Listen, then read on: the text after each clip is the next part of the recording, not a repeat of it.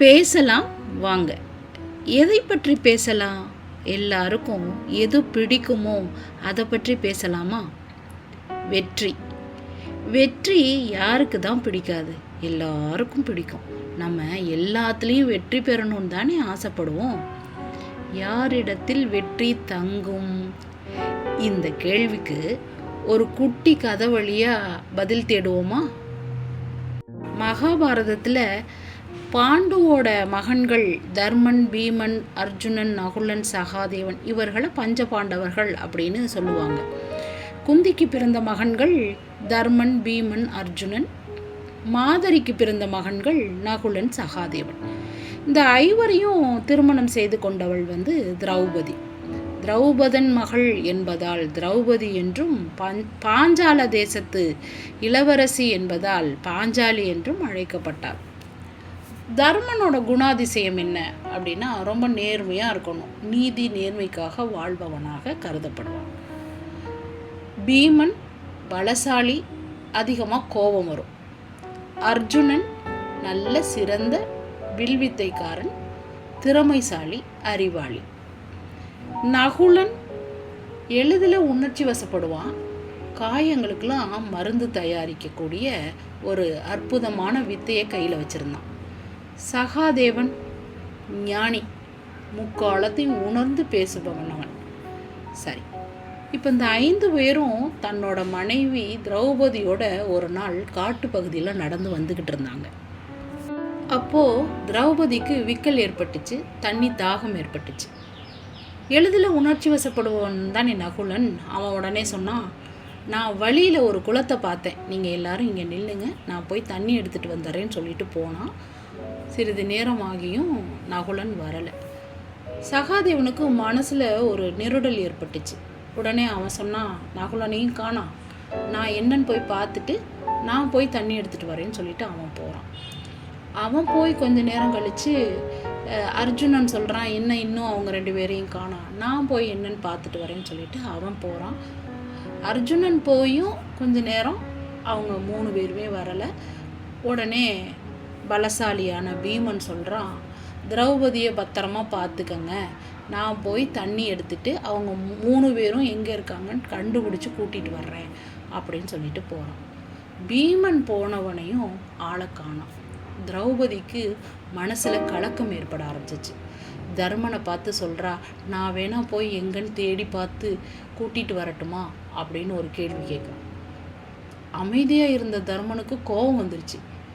வாயை மூடு, உன்னால தான் இவ்வளோ பிரச்சனையும், நீ இங்கேயே நில்லு, நான் போய் பார்த்துட்டு வர்றேன்னு சொல்லிட்டு அவர் போகிறாரு. இப்போது நீங்கள் தர்மன் பின்னாடியே உங்களோட சிந்தனைகளை கொண்டுட்டு வாங்க. தர்மன் நடந்து வந்துட்டு இருந்தாரா, பக்கத்தில் ஒரு குளம் இருந்துச்சு. காற்று அசைவே இல்லை. நீர் அலைப்பாயும்ல, நீர் காற்று பட்டுச்சுன்னா ஒரு மாதிரி அலைப்பாயும்ல, அந்த அசைவும் இல்லை. ஒரு அமானுஷ்ய இடம் மாதிரி இருந்தது. அமானுஷ்ய குளம் மாதிரி தோணுச்சு. சுற்றி முற்றி பார்க்குறாரு. தண்ணி கொண்டு வர்றேன் அப்படின்னு சொல்லி வந்த அந்த 4 பேரையும் ஆளை காணோம். இவர் உடனே என்ன யோசிக்கிறாரு அப்படின்னா, முதல்ல தண்ணியை கொண்டு போய் திரௌபதிக்கு கொடுத்துருவோம், திரும்ப வந்து இவங்கெல்லாம் எங்கன்னு தேடலான்னு சொல்லிட்டு மெதுவாக அங்கே உட்கார்றாரு. உட்காந்து நீர்நிலையில் தண்ணி எடுக்கலான்னு இப்படி கையை கொண்டுட்டு போகிறாரு. இப்போது அந்த குளத்தை பற்றி தெரிஞ்சுக்குவோம். தேவலோகத்து யக்ஷன் ஒருத்தன் பலசாலியானவன். அவன் என்ன பண்ணுவான், மண்ணுலகத்தில் ஒரு மாய குளத்தை தோண்டுவான். அந்த குளத்தில் யாராவது தண்ணி எடுக்க வந்தாலோ தண்ணி குடிக்க வந்தாலோ அவங்கக்கிட்ட ஒரு கேள்வி கேட்பான். அந்த கேள்விக்கு அவங்க பதில் சொன்னாங்கன்னா தண்ணி எடுக்கலாம், தண்ணி குடிக்கலாம். அப்படி இல்லைன்னா அவங்கள மரத்தில் தொங்க விட்டு மறைச்சி வச்சுருவான். தனக்கு எப்போ பசிக்குதோ அப்போ அவங்கள எடுத்து புசிச்சிருவான். இதுதான் வழக்கமாக இருந்தது. அப்போது இந்த 4 பேர் வந்தாங்கல்ல, நகுலன், சகாதேவன், அர்ஜுனன், பீமன், இவங்க 4 பேருமே எங்கே அப்படின்னா மரத்தில் தொங்கிக்கிட்டு இருக்கிறாங்க. இந்த யக்ஷன் மறைச்சி வச்சிருக்கிறான். தர்மன் தண்ணி எடுக்கிறதுக்காக கை வைக்க போகிறான்ல, அந்த சமயத்தில் மரத்தில் இருந்து ஒரு இலை கீழே விழுகுது. அப்படின்னு ஒரு அமானுஷ்ய சத்தத்தோடு கீழே இறங்குது. இதை தர்மன் அப்படியே உற்று நோக்கி பார்க்குறான். அந்த இலை மெதுவாக குளத்தில் பாதியாகவும் மீதி பாதி நிலத்திலையும் படுற மாதிரி அந்த ஒரு இலை விலகுது. அந்த இலையவே உத்து நோக்கிக்கிட்டு இருந்த தர்மனுக்கு ஆச்சரியம் ஏற்பட்டுச்சு. என்னன்னா, நீர்ப்பகுதியில் பாதி இலை இருந்தது சிவப்பு நிறமாகவும், நிலத்து பகுதியில் இருந்த பாதி இலை மஞ்சள் நிறமாகவும் மாறியது. ஆச்சரியத்தில் இருந்து மீண்டும் மீள்வதற்குள் சிவப்பு நிறமாக இருந்த இலை மீனாகவும், மஞ்சள் நிறமாக இருந்த இலை குருவியாகவும் மாறியது.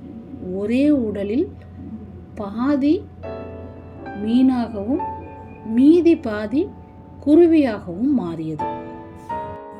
தர்மனுக்கு ஆச்சரியத்திற்கு மேலே ஆச்சரியமாக இருந்தது. இதில் அந்த குருவி என்ன பண்ணுச்சு, நிலத்து பக்கமாக மீனை பிடிச்சி இழுத்துக்கிட்டு இருந்தது, போராடிக்கிட்டு. மீன் என்ன பண்ணுச்சு, குருவியை தண்ணீர் பக்கமாக இழுத்துக்கிட்டு இருந்தது, அதுவும் அதனோட போராட்டத்தில். இதை பார்த்துக்கிட்டே இருந்தால் ஒரு குரல் திடீர்னு வந்தது. அது யக்ஷனின் குரல். அவன், தர்மா, உன்னிடம் ஒரு கேள்வி. இந்த கேள்விக்கு பதில் சொன்னா நீ தண்ணியை எடுத்துக்கிட்டு போகலாம். இந்த கேள்விக்கு பதில் தெரியலன்னா என்னோட பசிக்கு நீ இரையாகலாம் அப்படின்னு சொல்லி வாய் மூடுறதுக்குள்ளாரையும் தர்மன் சொன்னான், கேளுங்க, எனக்கு தெரிஞ்ச பதிலை நான் சொல்கிறேன் அப்படின்னு சொன்னான். சொன்ன உடனேயே யக்ஷன் கேள்வி கேட்டான், இதில் எது வாழும் அப்படின்னு. அடுத்த கணம் யோசிக்காம தர்மன் சொன்னான், தக்கது வாழும், தகாதது வீழும் அப்படின்னு சொன்னான். இந்த இடத்துல கதையை நான் நிறுத்துறேன். நம்ம ஒரு கேள்வி கேட்டோம்ல, யாரிடத்தில் வெற்றி தங்கும்? அதற்கான பதில் தக்கது வாழும், தகாதது வீழும். பலமானது எதுவோ அது வாழும், பலவீனமானது எதுவோ அது வீழும் அப்படின்னு. குருவி பலமானதாக இருந்துச்சுன்னா மீனை பிடிச்சி இழுத்துக்கிட்டு வானத்தில் பறந்துடும். அப்போது பலவீனமான மீன் குருவிக்கு இரையாக மாறிடும். மீன் பலமானதாக இருந்துச்சுன்னா குருவியை பிடிச்சி இழுத்துக்கிட்டு தண்ணிக்குள்ளார போயிடும். பலவீனமாக இருந்த குருவி மீனுக்கு இரையாக மாறிடும். இதிலிருந்து என்ன தெரியுது? நம்மளோட பலமும் பலவீனமும் என்னன்னு நம்ம தெரிஞ்சுக்கிட்டோம்னா, நம்மளோட பலம் பலவீனத்தை வீழ்த்திட்டு வெற்றியை தேடி ஓடுவோம். பிடிச்சிருக்கா? பேசலாம் வாங்க.